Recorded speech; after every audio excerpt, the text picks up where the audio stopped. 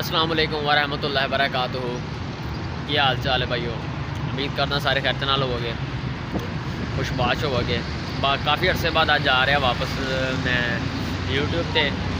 पिछों बहुत सारे प्रॉब्लम मसाइल सी, कुछ सेहत भी ठीक नहीं सी, इस वजह तो इतना लेट हो गया। तो इस टाइम मैं मौजूद हाँ जी कामों की लाहौर तो दूर है काफ़ी। मैं लाहौर शिफ्ट हो चुका मैं, तो उत्थों इधर आया। आई मैं निकलिया खुद बाइक लैके अपनी विजिट से। पिछे मेरी बाइक भी खड़ी होनी है, तुम देख लो। न्यू सी टेंशन भी सी थोड़ी जी। पहली दफ़ा जिंदगी हैलमेट पा के बाइक ड्राइव की है। बड़ा मज़ा आया, कल्ले लोकेशन ला के बड़ा मज़ा आया। अज बड़ा विजिट का बहुत चासा ही है।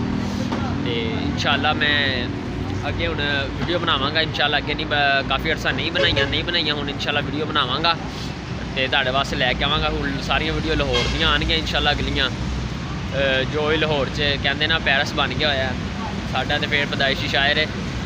पैरिस बन गया तो तुहानूं इंशाल्लाह दिखावांगे कि पैरिस क्यों बनया है, इन्हूं क्यों पैरिस कहते हैं, किहड़ियां चीज़ां इन्हूं पैरिस ना मुंसलिक कर रही ने।